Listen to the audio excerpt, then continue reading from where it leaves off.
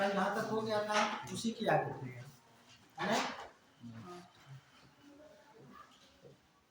Budget से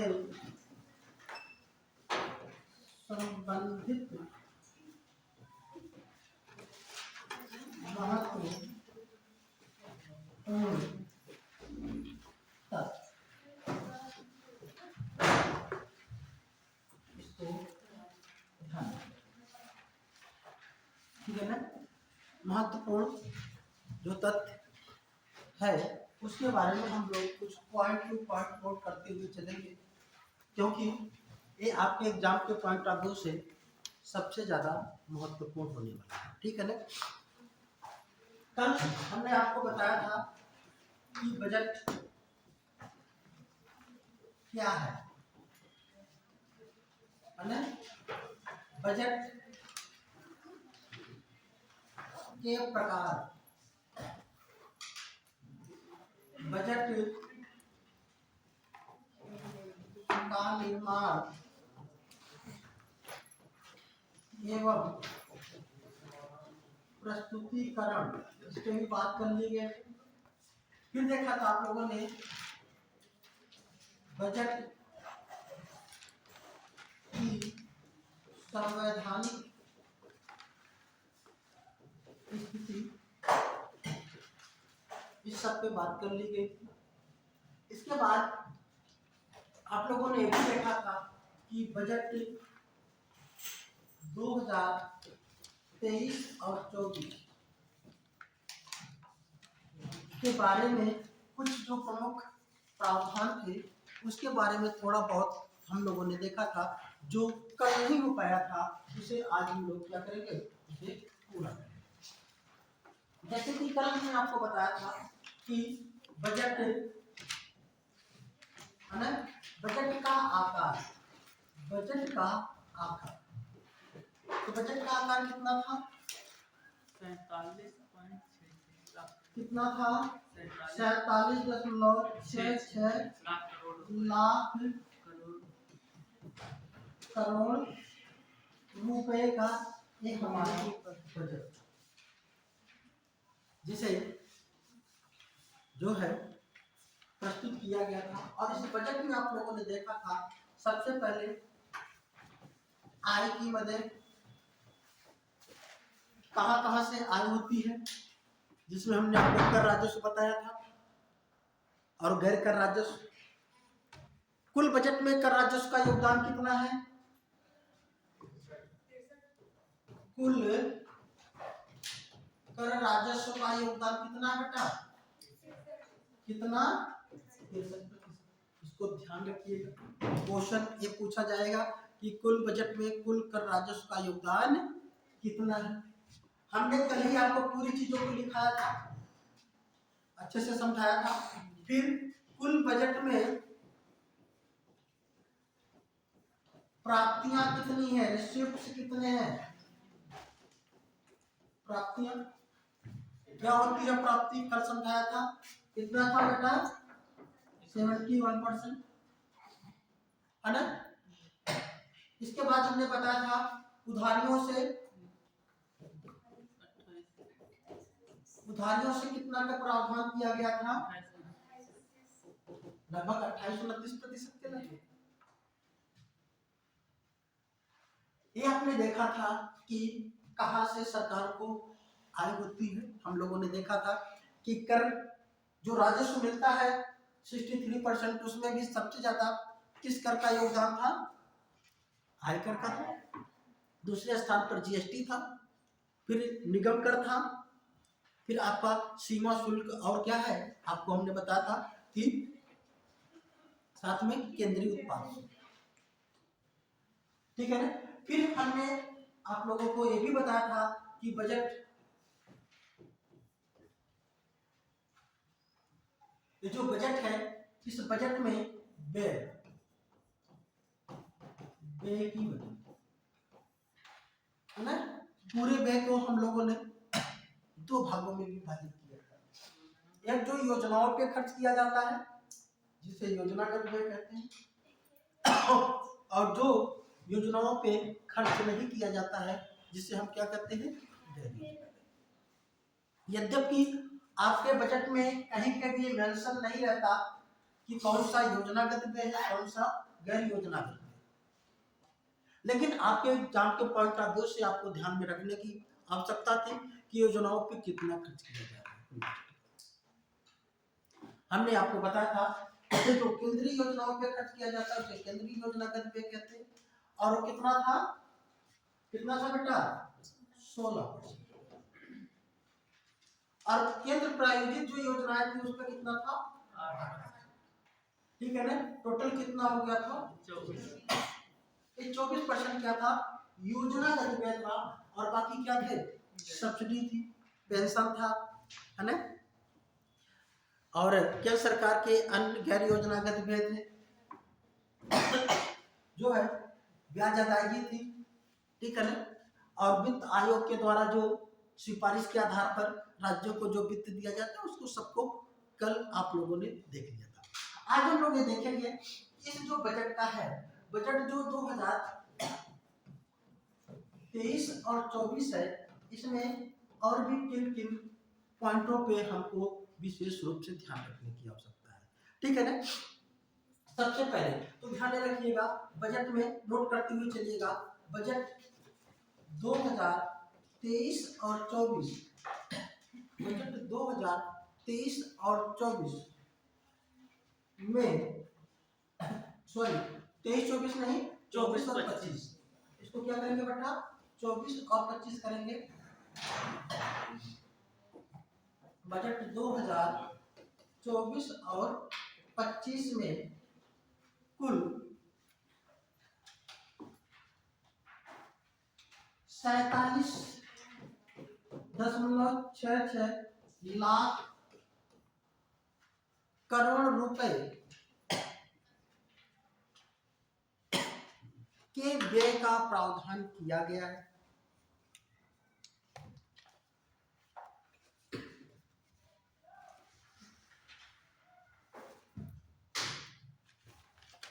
ठीक है ना, इतने का प्रावधान किया गया है, जिसमें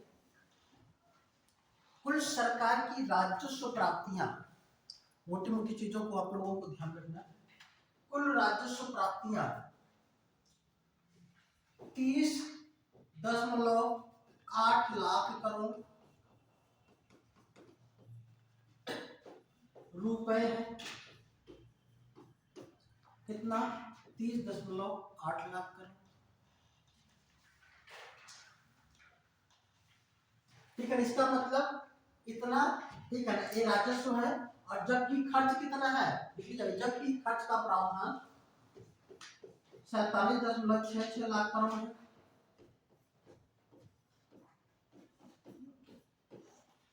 तो सीधी सी बातें हैं, खर्च ज्यादा है, आय कम है, ठीक है ना, तो इसका इतना तो प्राप्त हो जाएगा, ठीक है ना, फिर लिख लीजिएगा 14.6 लाख करोड़ सरकार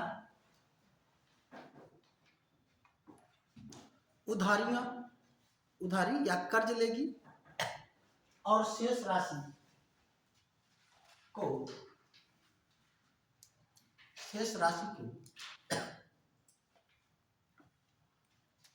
अन्य राजस्व स्रोतों से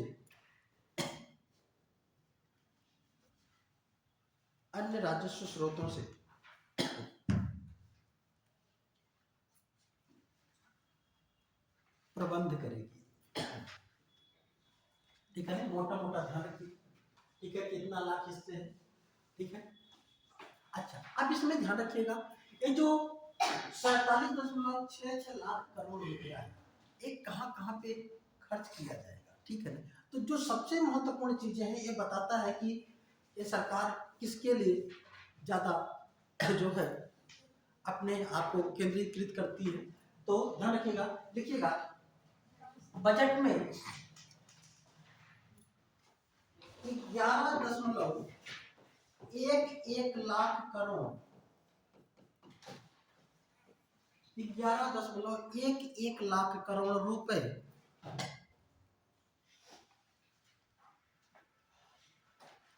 पूंजीगत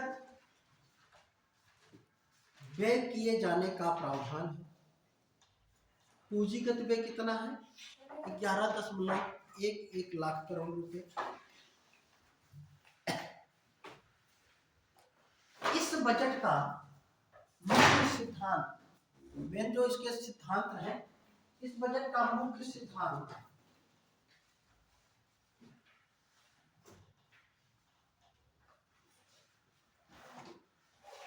रिफॉर्म, परफॉर्म एवं ट्रांसफॉर्म है। रिफॉर्म, परफॉर्म एवं ट्रांसफॉर्म है।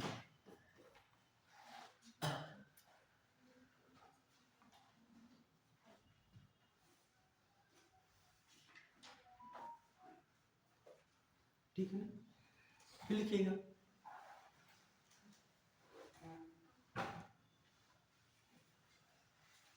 बजट में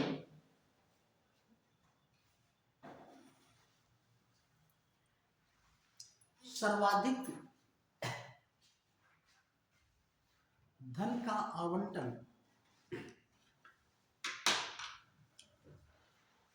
रक्षा मंत्रालय में किया गया है।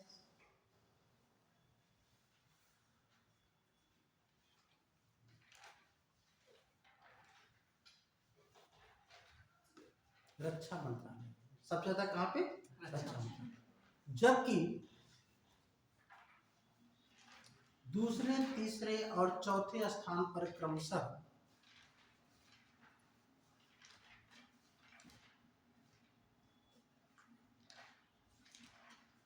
सड़क परिवहन एवं राजमार्ग मंत्रालय, सड़क परिवहन एवं राजमार्ग मंत्रालय,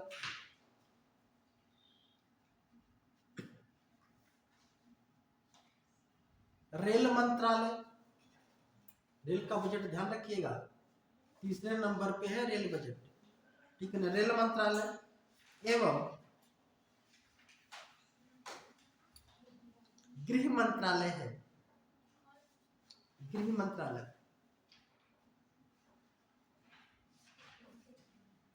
ठीक है ना, इसका मतलब सबसे ज्यादा अगर मंत्रालय की पॉइंट ऑफ व्यू से बात करें तो किसको दिया गया सबसे ज्यादा? किस मंत्रालय को?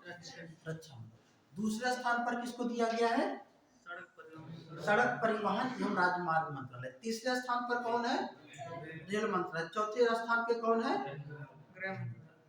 ठीक है ना, तो लिख लीजिएगा। रक्षा मंत्रालय को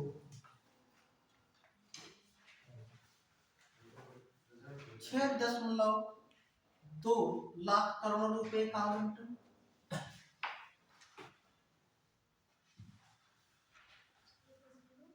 2 लाख करोड़ रुपए का आवंटन। जबकि रेल मंत्रालय को 2.55 लाख करोड़, 2.55 लाख करोड़। रेल को कितना है? रेलवे को 2.55 लाख करोड़ रुपए का आवंटन किया गया है।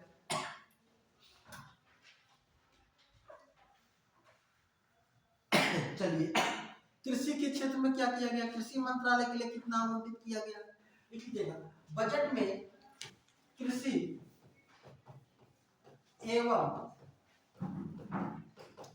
कृषि कल्याण मंत्रालय के लिए, महत्वपूर्ण है, ध्यान रखिएगा, कृषि वाला के लिए 1.27 लाख करोड़ का आवंटन है।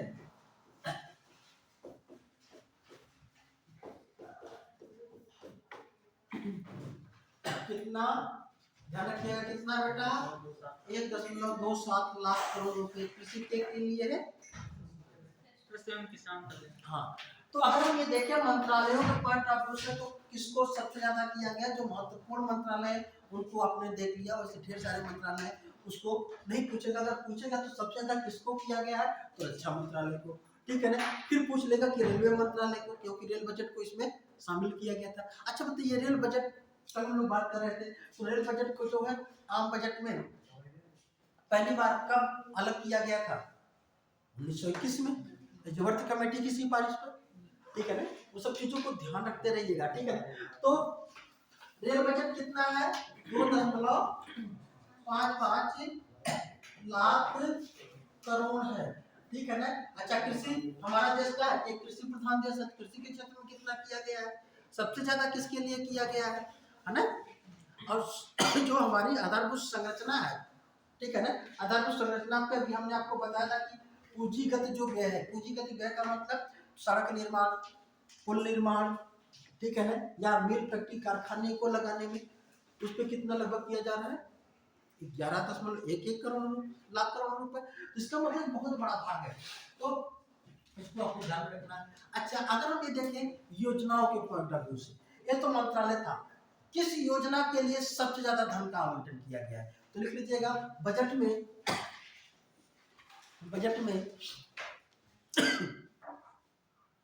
सबसे अधिक धन का आवंटन, सबसे अधिक धन का आवंटन मनरेगा के लिए किया गया। मनरेगा के लिए कितना है, 86,000 करोड़ रुपए। मनरेगा के लिए कितना है, 86,000 करोड़ रुपए।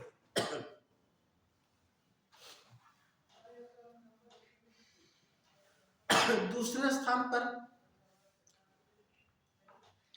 आयुष्मान भारत योजना के लिए, आयुष्मान भारत योजना के लिए 75,000 करोड़ रुपए।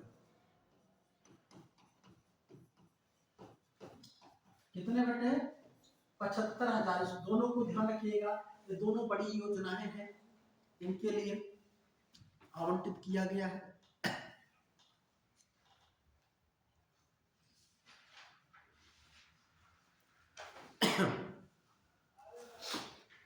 ठीक है ना।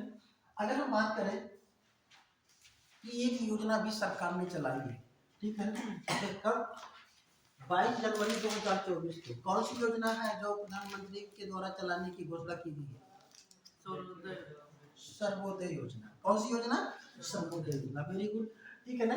तो जो सर्वोदय योजना है, इस सर्वोदय योजना को जो है 10,000 रुपए का आवंटन किया गया, कितना, 10,000, ठीक है ना, लिख लिया 10,000, ठीक है ना, करोड़ का है, ठीक है ना, 10,000 नहीं, 10,000, ठीक है, करोड़ का, ठीक है, लिख लीजिएगा।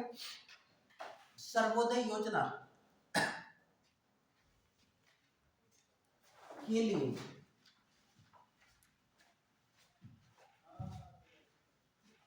10,000 करोड़ रुपए का आवंटन किया गया है।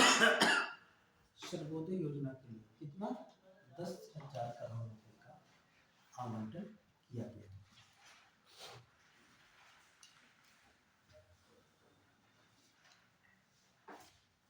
अच्छा, ये जो सर्वोदय योजना है, ठीक है ना, लिख लीजिएगा सर्वोदय योजना। सर्वोदय योजना का प्रारंभ, सर्वोदय योजना का प्रारंभ 22 जनवरी 2024 को, सर्वोदय योजना का प्रारंभ 22 जनवरी 2024 को अयोध्या में राम मंदिर में प्राण प्रतिष्ठा के बाद,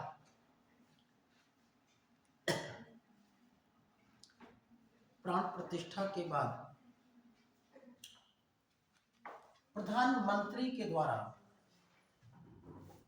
घोषित की गई।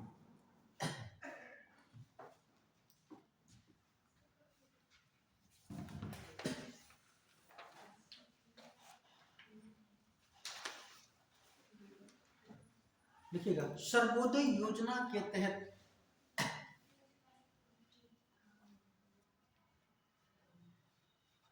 ग्रामीण क्षेत्रों में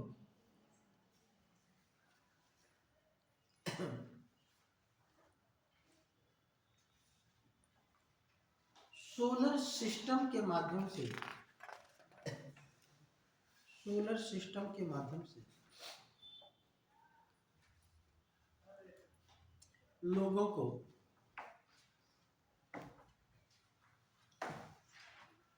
लगभग 300 यूनिट प्रति माह मुफ्त बिजली दिए जाने का उपबंध है। यूनिट प्रति माह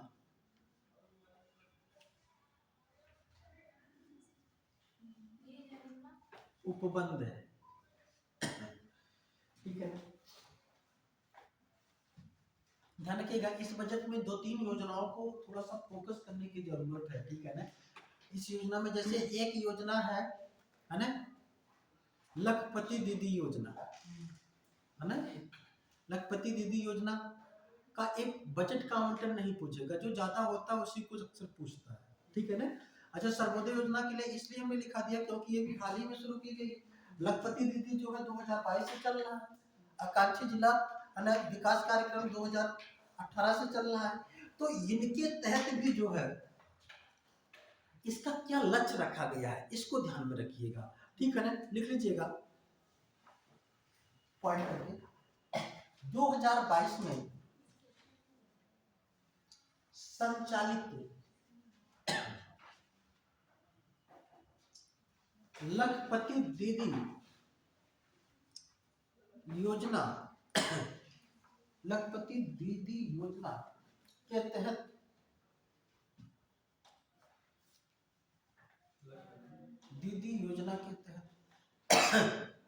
अगले 5 वर्षों में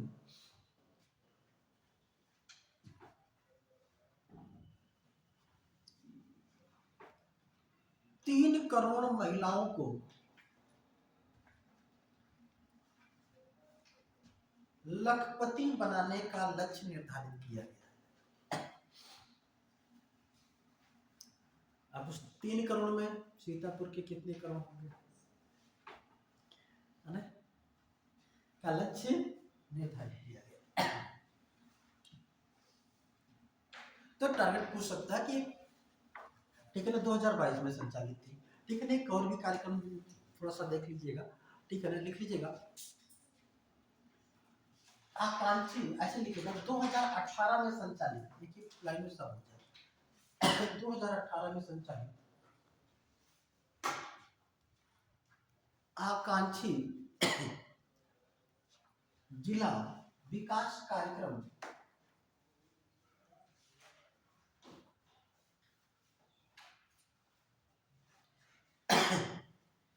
के लिए बजट में विशेष प्रावधान किया गया है। अमाउंट नहीं पूछेगा, जो पूछेगा उसको ध्यान रखना है। अच्छा, सबसे ज्यादा आकांक्षी जिले किस राज्य में है? वर्तमान में आकांक्षी जिलों की संख्या कितनी है, लिख लीजिएगा। वर्तमान में आकांक्षी जिलों की संख्या 117 से कम होकर 115 हो गई। 117 से कम होकर के 112 लीजिए, 112 हो गई। कितनी हो गई है? 112। फिर लिखिए उत्तर प्रदेश में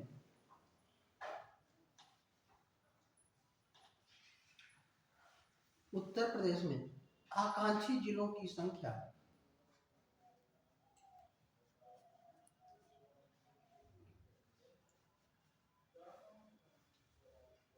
उत्तर प्रदेश में आकांक्षी जिलों की संख्या 8 है।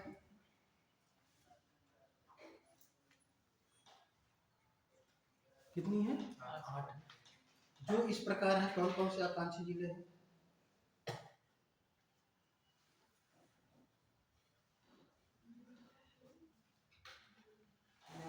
लिख लीजिएगा, सिद्धार्थनगर, बहराइच, बलरामपुर, चित्रकूट, चंदौली, श्रावस्ती, सोनभद्र और फतेहपुर।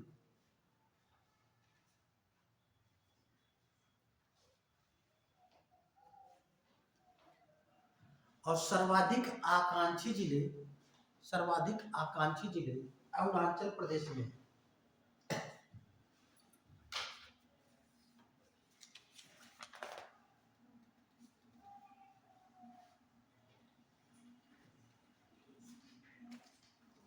चलिए हेडिंग डालिएगा, बजट का घाटा।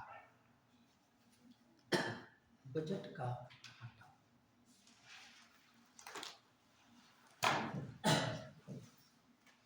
इसका बजट महत्वपूर्ण प्रावधान जो थे उसको आपको ध्यान में रखना है। बजट का डिफिसिट ऑफ बजट, बजट का जो घाटा है, ध्यान रखिएगा, बजट के घाटे को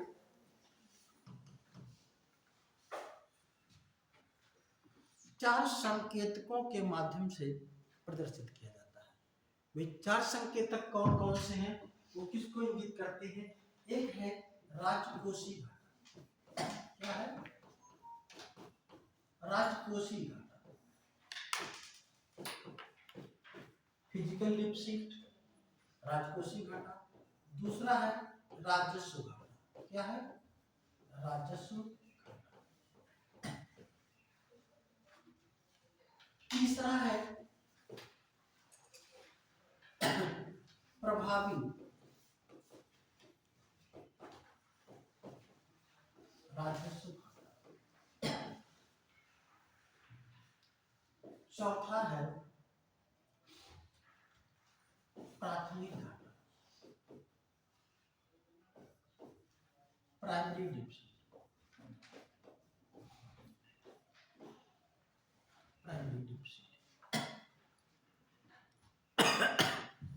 ध्यान रखिएगा, ये जो बजट में जो कुछ चीजें निर्धारित है, हम लोग इसको देख लें। यद्यपि 5-6 महीने के बाद फिर बजट पढ़ना पड़ेगा, है ना। कौन सा वो रहेगा? जो पूर्णकालिक बजट है। एक ऐसा बजट है अंतरिम बजट, और अंतरिम बजट की एक विशेषता और भी होती है, ठीक है ना। हमने बताया था कल ना, अंतरिम बजट क्या होता है, पूर्णकालिक बजट क्या होता है, कब क्यों कैसे प्रदर्शित किया जाता है। अक्सर बजट पेश होने के एक दिन पहले जो है वित्त विभाग के द्वारा आर्थिक सर्वेक्षण प्रस्तुत किया जाता है। लेकिन जब कोई इस तरीके का बजट पेश होता है जो अंतरिम बजट होता है, तब उस समय उस दौरान जो आर्थिक सर्वेक्षण है उसे प्रस्तुत नहीं किया, ठीक है ना। तो ध्यान रखिएगा, आर्थिक सर्वेक्षण में बहुत ज्यादा कुछ आप लोगों को पढ़ने की आवश्यकता नहीं है, जो पुराना है उसी से ही काम चलाने की जरूरत है। चलिए, तो राजकोषीय घाटा क्या है, ठीक है। तो राजकोषीय घाटा, ध्यान रखिए, राजकोष का मतलब क्या होता है? सरकार के पास सभी प्रकार से जो भी आय होते हैं, जिसमें सरकार के राजस्व भी शामिल होते हैं, और साथ ही राजस्व में भी क्या है, कर राजस्व है, गैर कर राजस्व है। कर राजस्व का मतलब जो करों से मिलता है, गैर कर राजस्व का मतलब जो और भी जो विभाग है सरकार के, नवरत्न, महारत्न, मिनी रत्न कंपनियां हैं, या किसी विभाग से आता है, वो सभी राजस्व के स्रोत हैं। तो कर से जो मिलता है उसे कर राजस्व कहते हैं, और जो कर से नहीं मिलता है फिर भी सरकार को मिलता है, उसे क्या कहते हैं? गैर कर राजस्व। तो हमारा राजस्व हो गया, ठीक है। लेकिन जब हम विदेशों से जो लेन देन है हमारी, जैसे हमने किसी से उधार लिया है तो किसी को उधार दिया भी, ऐसा भी तो है ना। जब हम उधारियों को भी उसमें शामिल कर लेते हैं तो क्या कहलाता है? वह राजकोष, ठीक है ना। तो राजकोषीय घाटा हमारा कैसा है, ठीक है ना। तो राजकोषीय, पहले लिखिएगा, राजकोषीय घाटा बराबर, राजकोषीय घाटा बराबर राजकोषीय व्यय माइनस राजकोषीय आय,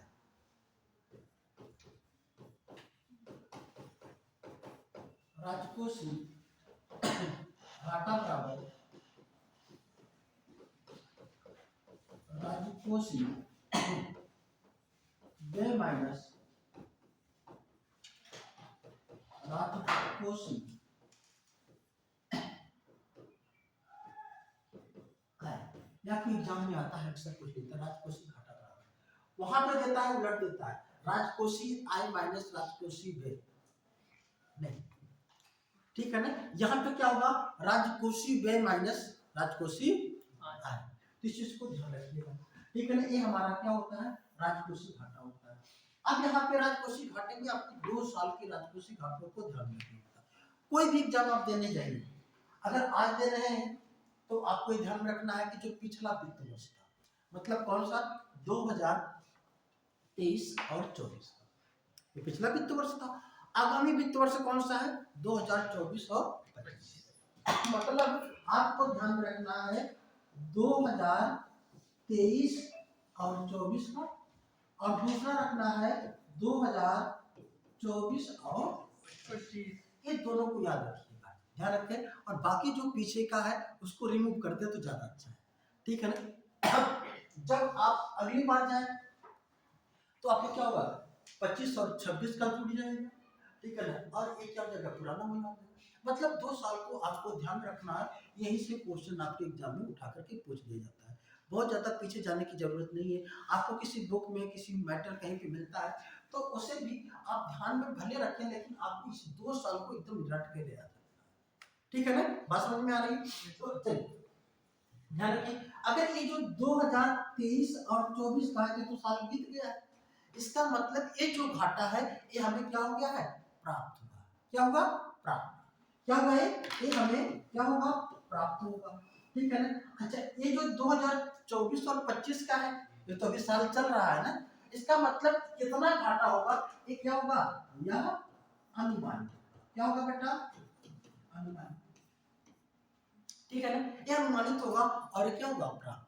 और ध्यान रखें आर्थिक आंकड़ों को जब भी पढ़े तो आपको 3 प्रकार के आंकड़े मिलेंगे। कितने प्रकार के 3। पहला मिलेगा अनुमानित, क्या होगा अनुमानित। दूसरा मिलेगा त्वरित अनुमानित, और तीसरा मिलेगा संशोधित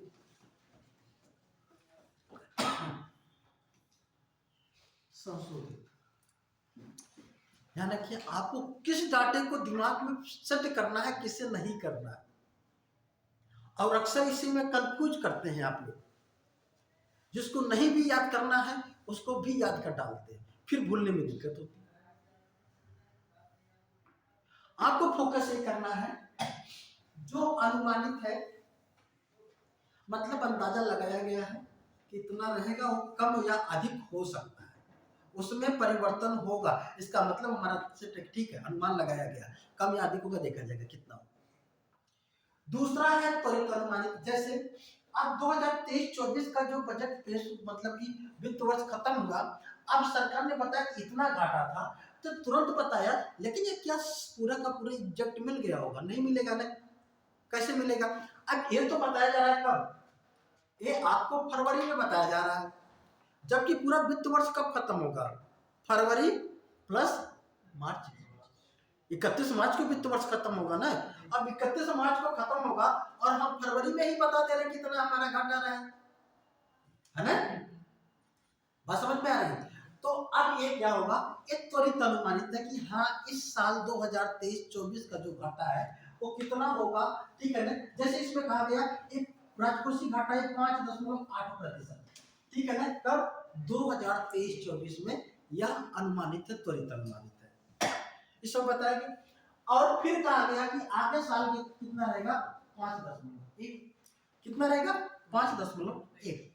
अब 4 महीने के बाद कोई बुक फिर आप पढ़ेंगे, जब ये बुक पढ़ेंगे तो पता लगा कि ये 5.8 के बजाय हो सकता है 5.7 हो सकता है 5.6 हो सकता है 5.9। जब ये कौन सा डाटा आएगा, जब ये संशोधित होगा। जब संशोधित आ जाए तो उसको दिमाग में रख लीजिएगा, आप इसे बदलना नहीं है, ठीक है, नहीं अगले साल तक काम करें।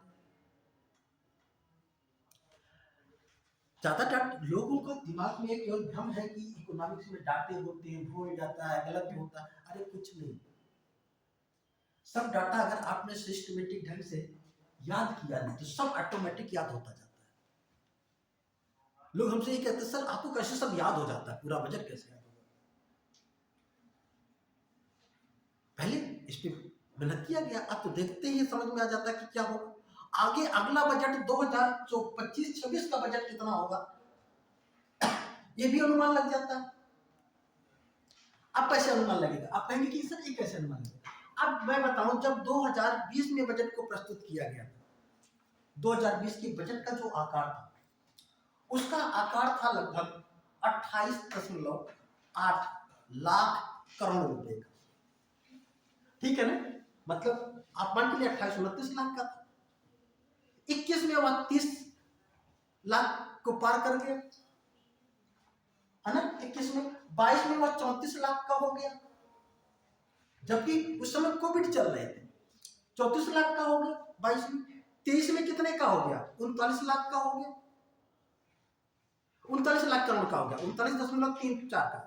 अब इतना आपको याद नहीं कर पाओगे ना, लेकिन मोटे तौर पे तो ऐसे तो याद करोगे। और आपकी कितना हो गया? 47.66। अरे 47.66 पूरे साल का है, लेकिन लगभग इतना ही रहेगा। लेकिन अगर पूर्णकालिक बजट पेश होगा तो हो सकता है कुछ इसमें और भी ऊपर नीचे हो जाए, होगा कि नहीं? अच्छा, अगर आप देखें ये रेशियो बढ़ रहा है तो जो अगला बजट होगा तो ये बढ़ाओ ही तो होगा, वो 47 से तो कम होगा नहीं। आपको मालूम है कि कम से कम 4-5 लाख करोड़ रुपए तो बढ़ जाएगा। तो ये हमको पहले से ही मालूम हो जाना चाहिए कि अगला जो वित्त वर्ष है उसमें जो बजट का आकार होगा वह 147 नहीं, वह 152-53 लाख करोड़ रुपए का होगा। ये दिमाग में हम इमेजिन कर लेते हैं, और जब इमेजिन कर लिए तो जब आया, जब 2025 में 54 का हुआ तो तुरंत याद हो गया, 53 का हुआ तो इतना हमने अनुमान लगाया। कठिन काम है, आसान है। और ध्यान रखिएगा, ये जो हमारा घाटा है, हम इस पे बात कर रहे, जो हमारे घाटा है, घाटे को हमेशा सरकार कोशिश करती है कि हमारा घाटा ये हमेशा क्या हो, कम होता जाए, मैनेज होता जाए। क्योंकि अगर हमारा घाटा बढ़ जाएगा तो हो सकती है हमारी इकोनॉमी सिस्टम में अव्यवस्था उत्पन्न हो जाए। जीडीपी का लगभग कितना है, तो इसका मतलब आगे 2025-26 में ये और कम किया जाएगा, 27-28 में और कम किया जाएगा। हाँ, करने का लक्ष्य रहे हमारा कम किया जाएगा, लेकिन पता लगा कि कोई ऐसी दैवीय आपदा आ जाए या हमारा देश किसी देश के साथ युद्धरत हो जाए तो क्या होगा? हमारा राजकोषीय घाटा जो हमने एक टारगेट रखा है एक कम नहीं होगा, बढ़ जाएगा। मतलब आंकड़ा ना आए तब भी आपको दिमाग में लगा लेना कि भारत से अगर चाइना से युद्ध हो गया तो हमारा राजकोषीय घाटा नो डाउट कि वो कम नहीं होगा, बढ़ भी सकता है, हो सकता है जितना हमने अनुमान लगाया है उतना ना हो, थोड़ा सा सुधार। बात समझ में आ रही है? मतलब इसमें 5.8 है तो यहाँ पे हमने 5.1 का जो लक्ष्य हमने अनुमानित किया है, हो सकता है 5.2 हो, 3 हो, 4 हो, ऐसा भी हो सकता। ज्यादा कोविड की जैसी स्थितियां आ जाएगी, ज्यादा सपोर्ट करने की जरूरत होगी तो बढ़ जाएगा, 6 होगा, 7 हो जाएगा, 8 हो जाएगा।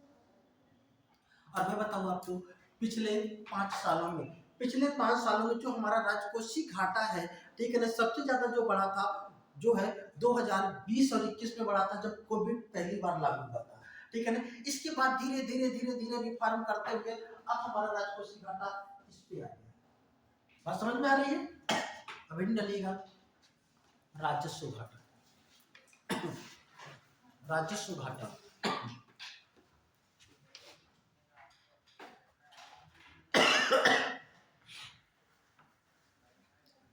लिखेगा, रेवेन्यू डिफिसिट, राजस्व घाटा बराबर राजस्व व्यय माइनस राजस्व आय। राजस्व व्यय माइनस राजस्व आय।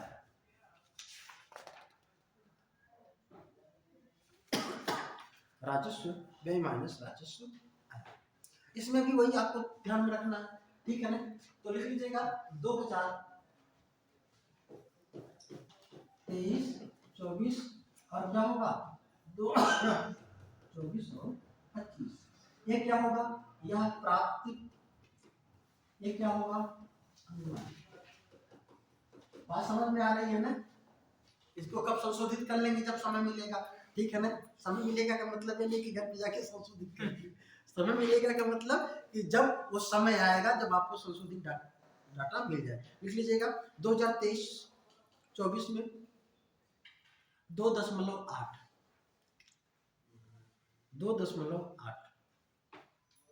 ये कितना है 2.8 है, और यहाँ पे कितना रहेगा 2% की लगभग, ठीक है ना।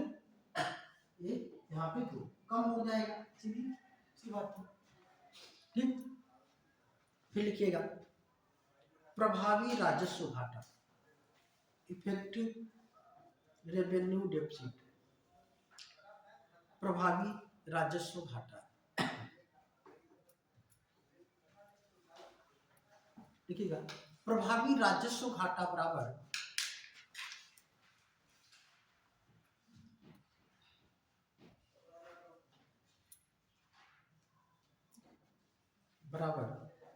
राजस्व घाटा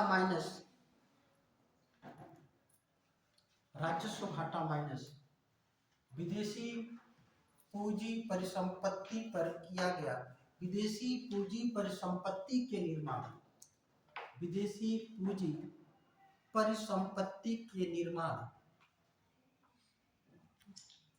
पर किया गया व्यय।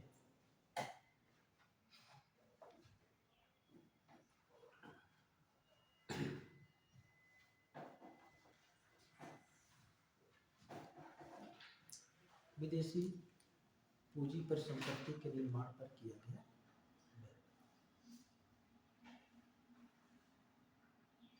ठीक है ना। हो गया यहाँ तक, ठीक है। लिख लीजिएगा इसको भी 2023-24 में 1.8 ये त्वरित अनुमानित है, ध्यान रखिएगा, या प्राप्त लिख सकते हैं।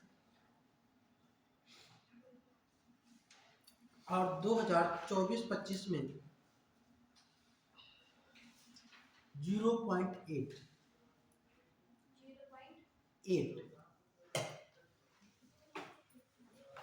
है ना, कितना 0.8, ठीक है ना। ये जो है प्रभावी राजस्व घाटा रहेगा। अब लिखिएगा प्राथमिक राजस्व घाटा, प्राथमिक राजस्व घाटा।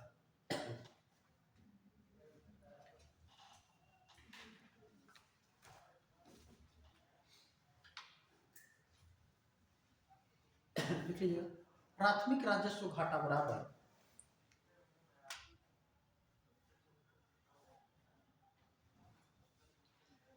राजकोषीय घाटा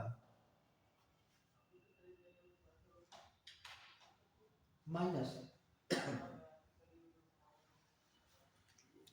ब्याज अदायगी,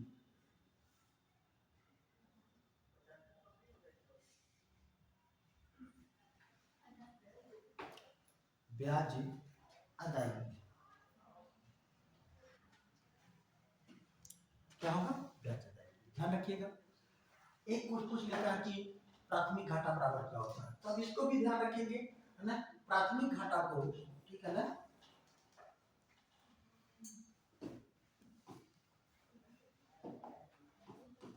प्राथमिक घाटा हम कहते हैं प्राइमरी डेफिसिट, ये भी 2023-24 में और 24-25 में, इसको भी ध्यान रखना है, ठीक है ना। ले लीजिए 2023-24 में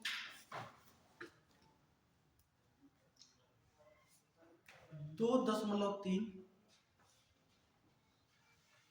2023-24 में कितना 2.3, और 2024 और 25 में 1.5 ये करने का लक्ष्य निर्धारित किया गया।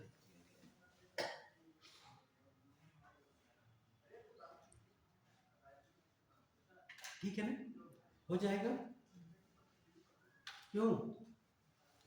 ठीक है, अब हेडिंग डालिएगा बजट में आएगा।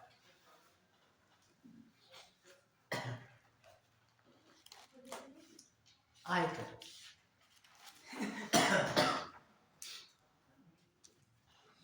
आयकर इनकम टैक्स, ठीक है। आयकर, आयकर की अगर हम लोग बात करें,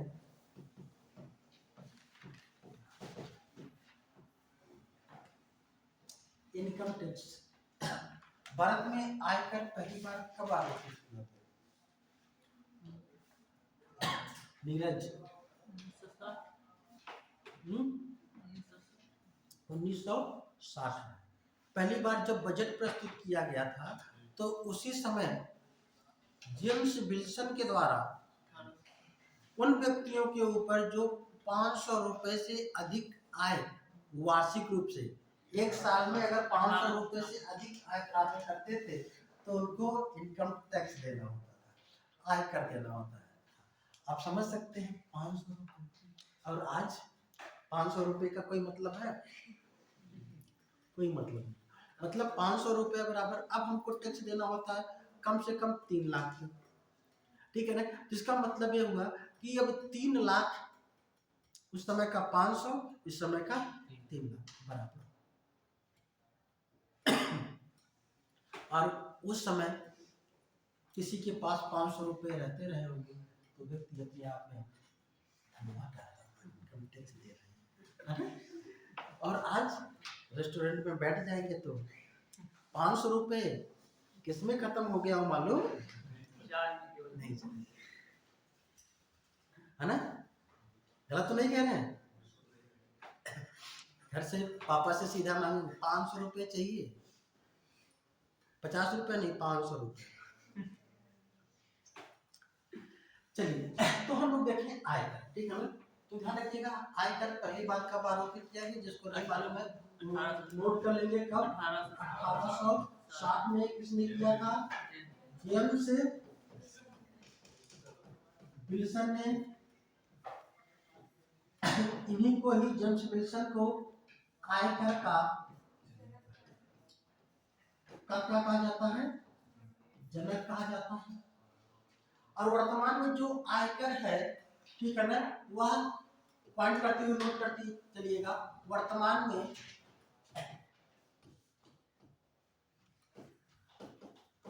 आयकर, आयकर अधिनियम 1961 के द्वारा, आयकर अधिनियम 1961 के द्वारा विनियमित किया जाता है, मतलब रेगुलेट किया जाता है।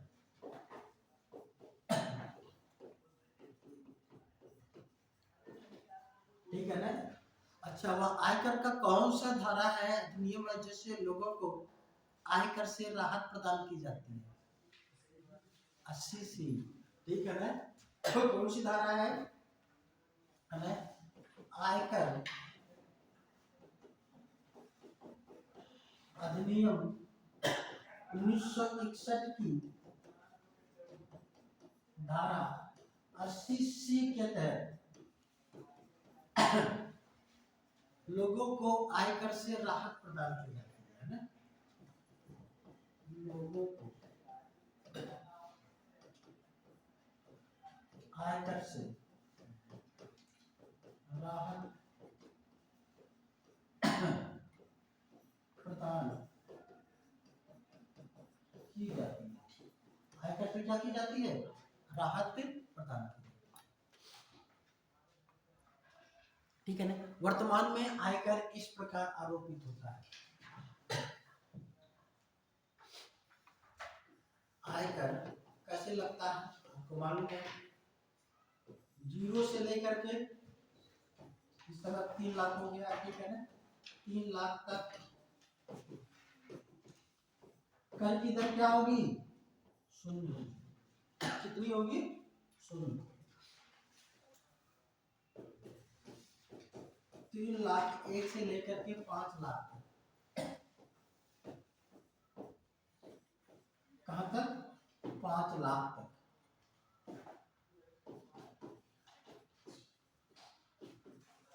कर की जो दर होगी वह कितना होगी बेटा? 5%। कितना होगी? 5%। फिर 5,01,000 से लेकर के 7,50,000 तक कर की दर कितनी होगी? 10%। और फिर 7,50,000 एक से लेकर के 10,00,000 तक कर की दर कितनी होगी? 15%। कितनी? फिर 10,01,000 से लेकर के 12,50,000 तक कर की दर कितना?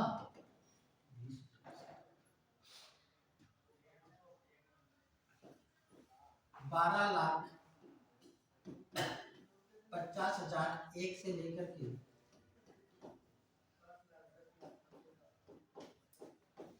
15,00,000 तक कर की दर कितनी होगी? 25%। कितनी होगी? 25%। और 15,00,000 से ऊपर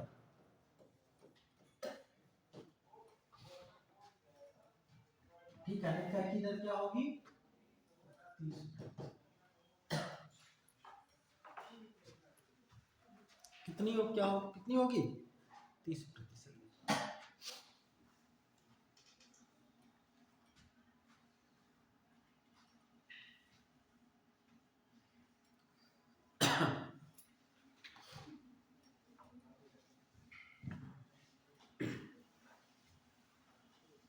लाफर वक्र क्या है?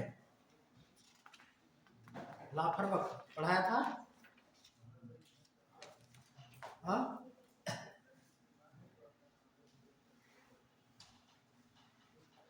लाफर वक्र लिख लीजिएगा। लाफर वक्र भूल जाते हैं आप लोग। लाफर वक्र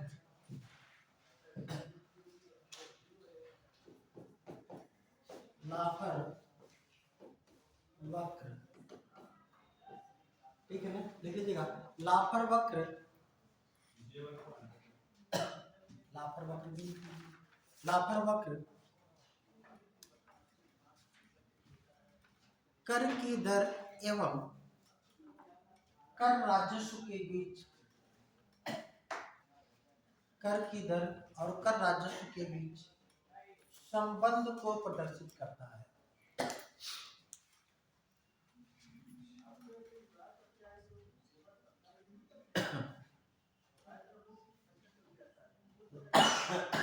लाफर वक्र के अनुसार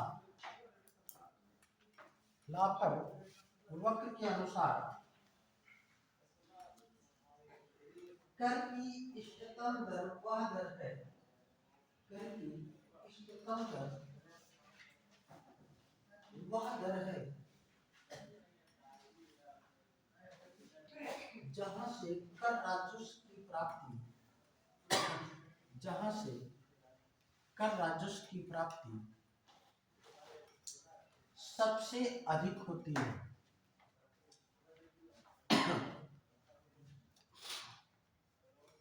कर राजस्व की प्राप्ति सबसे अधिक होती है।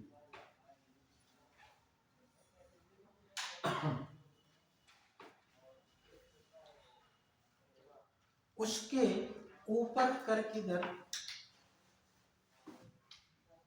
उसके ऊपर कर की दर बढ़ाने पर कर राजस्व में कमी कर राजस्व में कमी और कम करने पर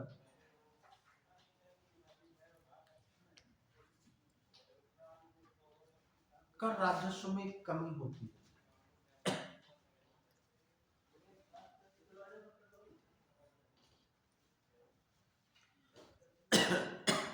ठीक है ना। लापरवाही कुछ इस तरीके का होता है, ध्यान रखिएगा, जो ऐसे होता है। ठीक है ना। ये बताता है कि जो ये बिंदु है ये खत्म बिंदु है। ठीक है ना। कर की दर अगर पहले अगर बढ़ाई जाएगी, ठीक है ना, जैसे मान लीजिए 5 है, 10 है, 15 है, 20 है, 25 है, ठीक है ना, ये जो विभिन्न बिंदु है यहाँ तक तो अगर कर मान लीजिए बढ़ा रहे हैं, ठीक है ना, या कर की दर को बढ़ा रहे हैं, ठीक है ना, स्लैब बढ़ा रहा है, तो यहाँ तक तो कर की दर उच्चतम होगी। लेकिन अगर इसके ऊपर भी अगर आप कर दे रहे हैं तो कर राजस्व में क्या होगी, कमी होगी। पहले तो बढ़ता हुआ दिखाया है, उसके बाद क्या दिखाएगा, घटता हुआ दिखाएगा। ठीक है। तो लापरवाही हम तो इसमें ऐसे बनाए हैं, ध्यान रखिएगा, कुछ इस तरीके से ऐसे होता है। ठीक है। तो ध्यान रखें, जैसे लगभग उल्टा यू आकार का होता है। हालांकि कभी ये नहीं पूछेगा कि किस आकार का होता है, क्योंकि कुजनेट्स वक्र है जो उल्टा यू आकार का होता है। कुजनेट्स वक्र का संबंध कैसे है? कुजनेट्स वक्र का संबंध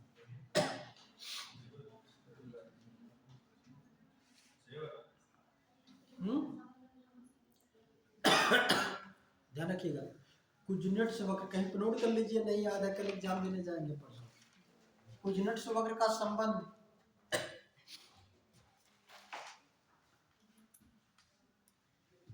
आय एवं उसके बीच, आय एवं आय के वितरण के बीच, आय के वितरण के बीच संबंध को प्रदर्शित करता है।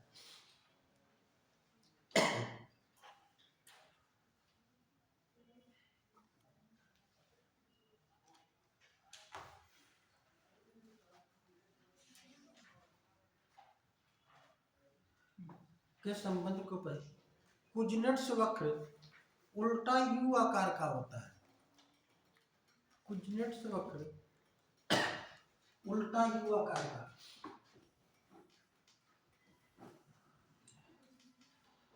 इस तरीके से होता है। कुजनेट्स वक्र उल्टा यू आकार का होता है, जिसके अनुसार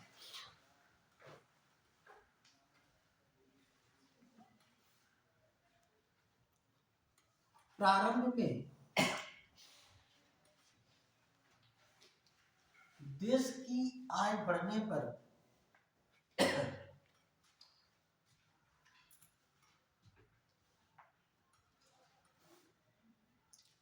आय और उसके वितरण के बीच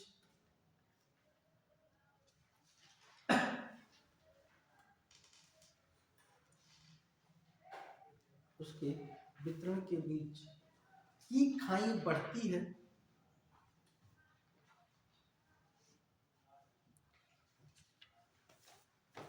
और इसके बाद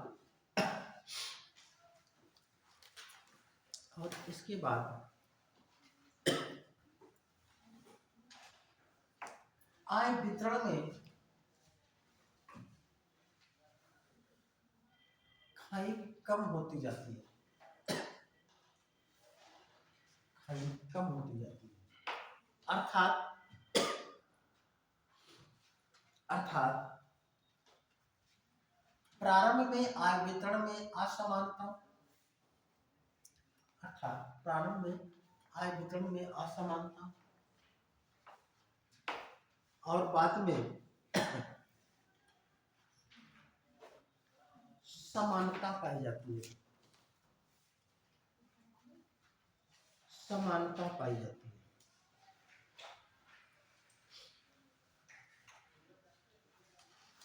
ठीक है ना, सब चीज को ध्यान में रखिए। ठीक है ना। अब ध्यान रखिए, हम लोग बजट 2023 नहीं 24-25 की बात कर रहे हैं, है ना। अब देखिएगा, बजट 2024-25 में उत्तर प्रदेश सरकार को, उत्तर प्रदेश सरकार को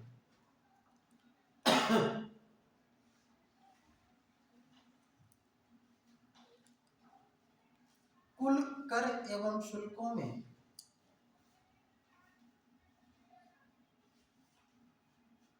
कुल केंद्रीय लिख रहे हैं, कुल केंद्रीय कर एवं शुल्कों में राजस्व के वितरण के आधार पर कुल केंद्रीय कर एवं शुल्कों में राजस्व वितरण के आधार पर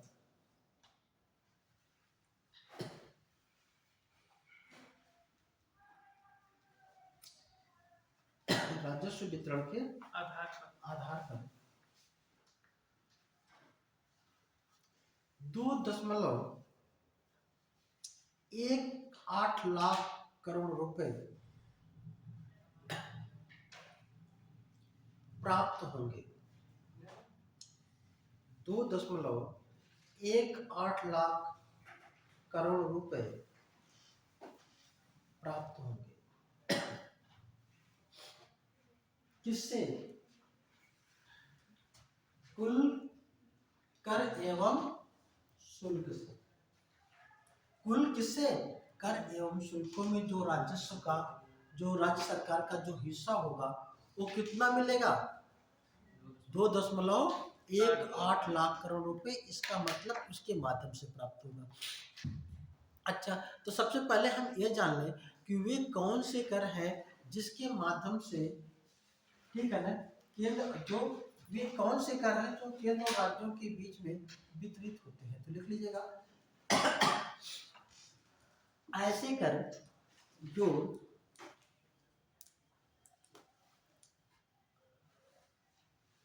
केंद्र और राज्यों के बीच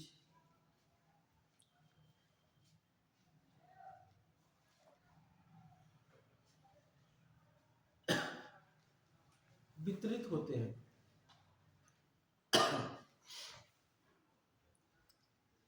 वो कौन कौन से हैं लिख लीजिएगा।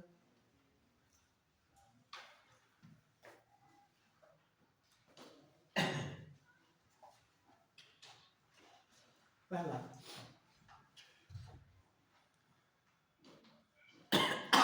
आयकर। क्या होगा? आयकर। निगम कर,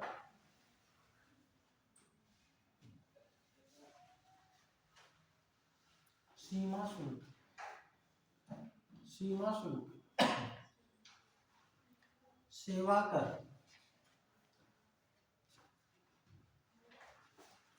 CGST, केंद्रीय वस्तु एवं सेवा कर आदि। ठीक है ना? इससे जो भी आय केंद्र सरकार, ये कर कौन लगाता है? केंद्र सरकार लगाती है, केंद्र सरकार वसूलती है, केंद्र सरकार, और इससे जो प्राप्त रेवेन्यू होता है इसका एक भाग क्या करती है? राज्यों को देती है। ये राज्यों को कितना देगी इसका निर्धारण कौन करता है? इसका निर्धारण कौन करता है? वित्त आयोग। कौन करता है? वित्त आयोग। तो इस ध्यान रखिएगा, वित्त आयोग के बारे में कुछ पॉइंट नोट कर लीजिएगा। वित्त आयोग, ठीक है ना, तो एग्जाम में पूछा जा सकता है वित्त आयोग, ठीक है ना। फाइनेंशियल कमीशन या फाइनेंस कमीशन, वित्त आयोग लिख लीजिएगा। वित्त आयोग का गठन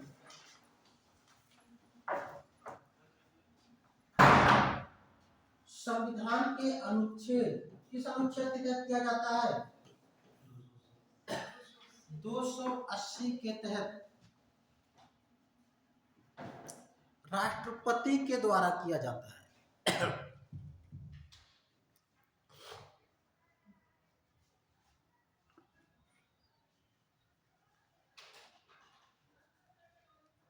किसके द्वारा? राष्ट्रपति के द्वारा। और ध्यान रखिए, प्रथम वित्त आयोग का गठन कब किया गया था? प्रथम वित्त आयोग का गठन कौन बताएगा? 1951 में।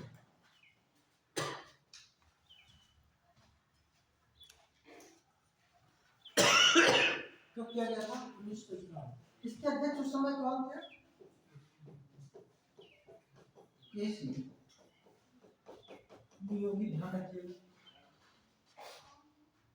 केसी नियोगी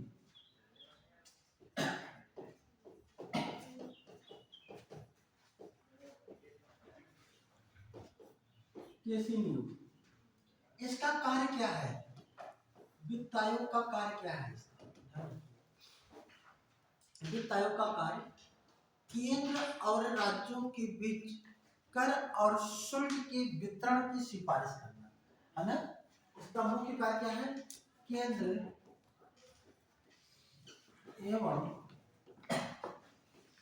राज्यों के बीच, केंद्र और राज्यों के बीच कर एवं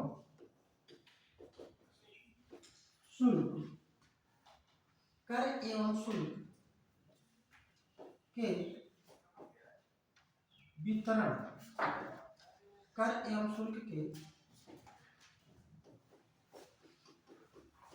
वितरण की क्या करना? सिफारिश करना। कितना केंद्र को मिलेगा, कितना राज्य को मिलेगा, ठीक है ना। इस चीज को आपको ध्यान में रखने की आवश्यकता है,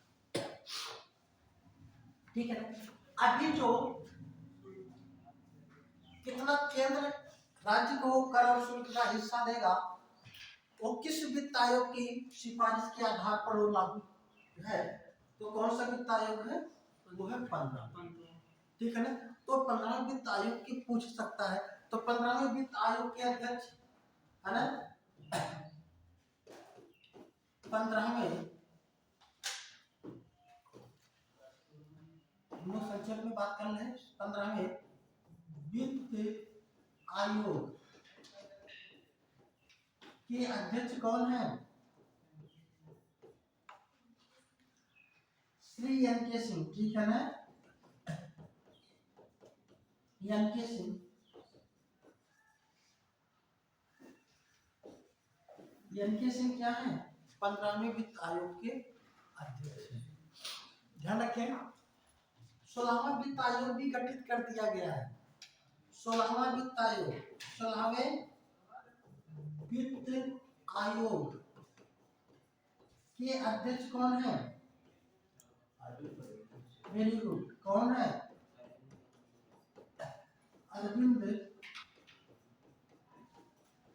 पड़गरिया। ये वही अरविंद पड़गरिया साहब हैं जो नीति आयोग के पहले उपाध्यक्ष थे, अरविंद पड़गरिया। आपको ध्यान रखना है, ये जो 15वें वित्त आयोग की सिफारिश है ना, तो लिख लीजिएगा, 15वें वित्त आयोग की सिफारिश कब से कब तक के लिए प्रभावी होगी? 25 लिख लीजिएगा, 15वें वित्त आयोग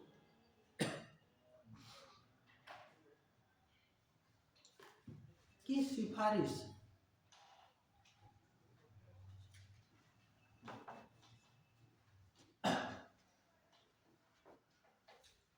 15वें वित्त आयोग की सिफारिश 2021-22 से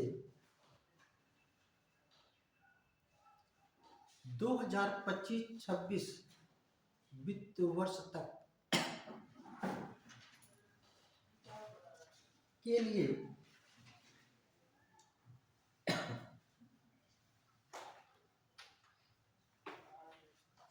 प्रभावी होगी।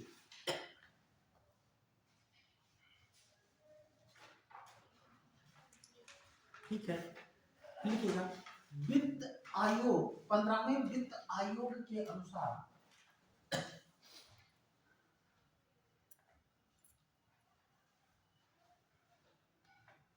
कुल कर एवं शुल्क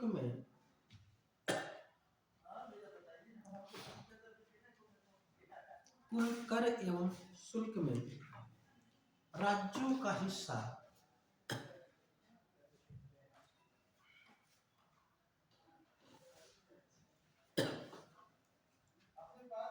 राज्यों का हिस्सा 41% होगा।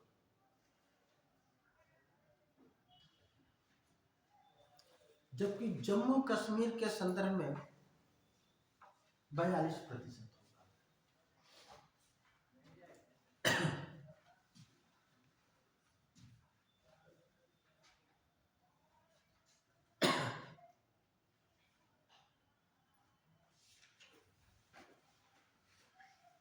जम्मू कश्मीर के संबंध में कितना होगा? 42%।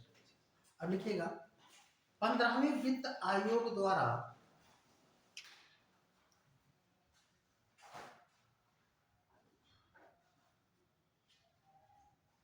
कर एवं शुल्क के हस्तांतरण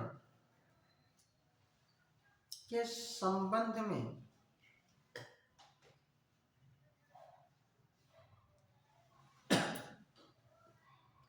विभिन्न कसौटियों पर दिए गए भार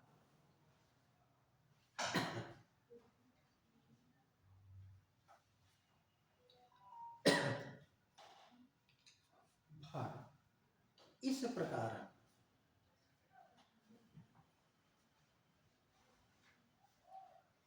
विभिन्न कसौटियों पर दिए गए भार इस प्रकार है। मतलब कि किस आधार पर किसी भी राज्य में जो एक वित्त आयोग सिफारिश करता है कि इस राज्य को आप पूंजी दें केंद्र के द्वारा, ठीक है ना, जो 8% आरक्षित रखी गई है, तो किस आधार पर देता है, ठीक है ना, वो देता है कुछ उसके कसौटी है केंद्र सरकार के, उसी के मानक के आधार पर वो राज्यों को वित्त का वितरण उपलब्ध कराता है, ठीक है ना। यद्यपि एक कसौटी है, इसके आधार पर बहुत सी चीजें की जाती है, फिर भी ये हमेशा देखने को मिलता है कि कसौटियों के बावजूद भी हमेशा केंद्र सरकार की एक प्रवृत्ति रही है कि राज्य सरकारों में वहां पे धन का आवंटन अधिकांश रूप से करती है जहां पे उसके मानने वाले लोग या उस पार्टी के लोग हों या उस पार्टी के इतर लोग, लेकिन वह उस पार्टी को सपोर्ट करते हैं। कई बार ऐसा देखने को मिला है, मैं बताऊं कि जब उत्तर प्रदेश में बहन मायावती जी की सरकार थी, तो उस समय ये बुंदेलखंड के विकास के लिए 60,000 करोड़ रुपए की डिमांड करती रही केंद्र सरकार। उस समय केंद्र में जो है सरकार थी कांग्रेस की, उसके कानों पर जू तक नहीं हुआ, ठीक है ना।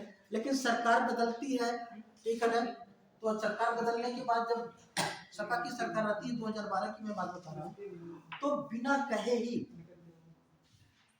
राष्ट्रपति चुनाव होने वाले थे, वो जो है राष्ट्रपति चुनाव में इनका समर्थन लेने के लिए, किसका, सपा का, बिना कहे ही 1,000 करोड़ रुपए 1,000 करोड़ रुपए का आवंटन किया गया था, ठीक है ना। मतलब कि ये हमेशा ऐसा दिखाई देता है कि कभी कभी कि कुछ अगर अपनी बात को मानने वाले लोग हैं तो केंद्र जो है सपोर्ट कर देती है, और क्या है, या उसकी सरकार हो तो सपोर्ट कर देती है, अदरवाइज कोई विपक्ष का है तो सपोर्ट होता नहीं। यद्यपि बजट में प्रावधान है इस सब व्हीकल का प्रयोग करके किया जाता है, जो वेटेज दिया जाता है उसको आपको ध्यान में रखना है, लिखनी, ठीक है ना। तो लिख लीजिएगा क्या लिखा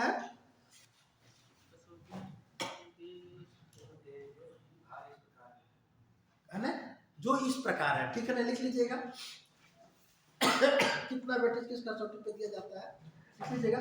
जनसंख्या पर 15%, क्षेत्रफल पर 15%,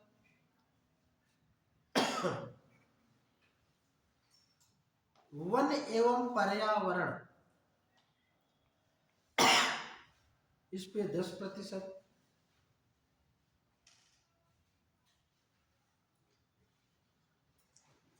समता आधारित कसौटी, समता आधारित कसौटी ब्रैकेट में लिखिएगा, ब्रैकेट में आय दूरी, आय अगर कम है आय दूरी, इसके लिए वेटेज है 45%।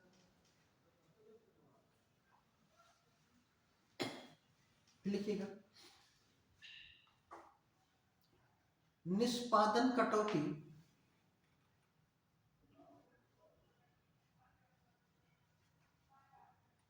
ब्रैकेट में जनानकी निष्पादन, मतलब जनसंख्या को नियंत्रित करने में कितना सरकार काम कर रही है। जनानकी निष्पादन में 12.5%, 12.5%। फिर लिख लीजिएगा, कर एवं राजकोषीय घाटे को दूर करने के प्रयास में 2.5%, 2.5%।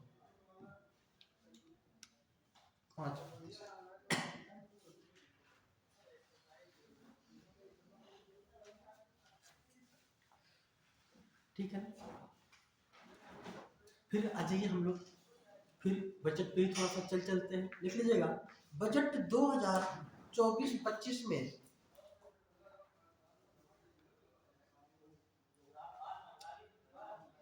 बेरोजगारी की दर को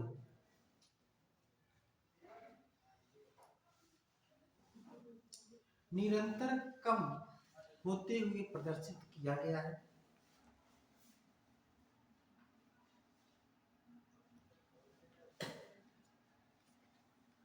जो 2022-23 में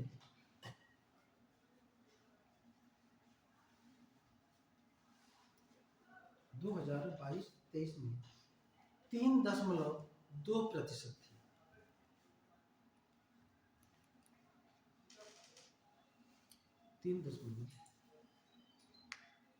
कितना 2%। लिख लीजिएगा, बजट में और कुछ महत्वपूर्ण पढ़ लिख लीजिएगा। बजट 2024-25 के मुख्य आर्थिक सलाहकार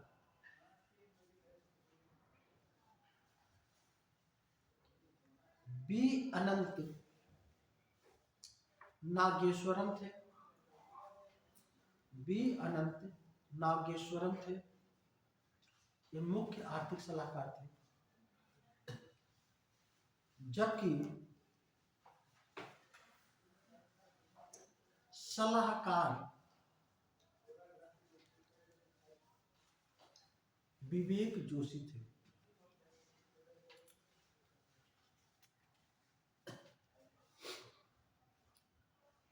सलाहकार कौन थे? विवेक जोशी।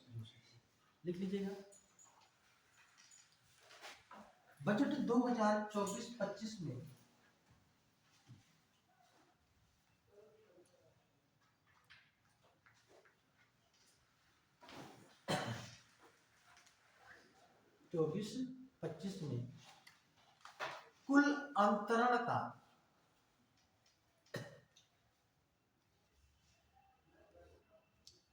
अर्थात कुल खर्च में विदेशी अंतरण, ब्रैकेट में लीजिएगा एफडीआई आदि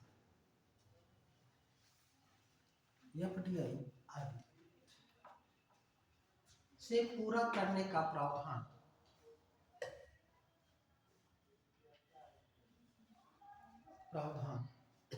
लगभग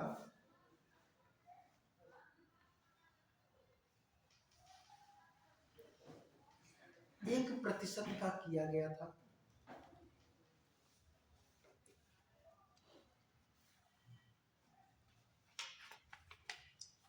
वर्तमान में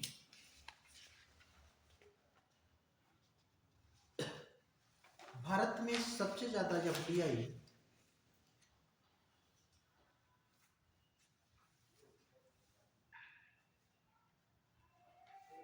करने वाले देशों में सिंगापुर है,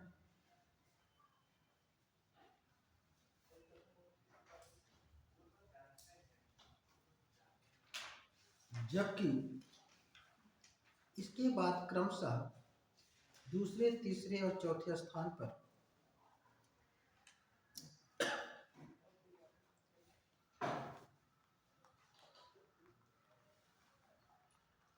मॉरिशस, अमेरिका और ब्रिटेन है।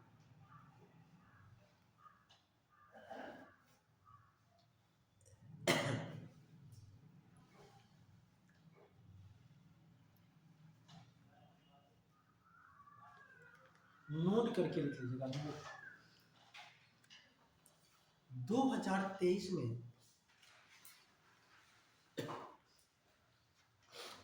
2023 में भारत में प्रत्यक्ष विदेशी निवेश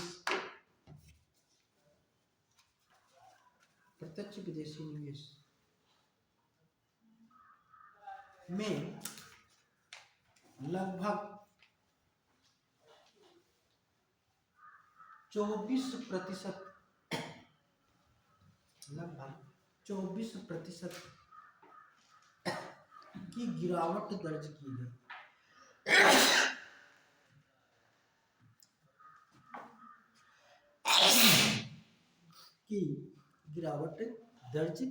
गई। ठीक है ना। इस तरीके से जो महत्वपूर्ण पॉइंट ये हो गया, इसको भी बंद कर दो।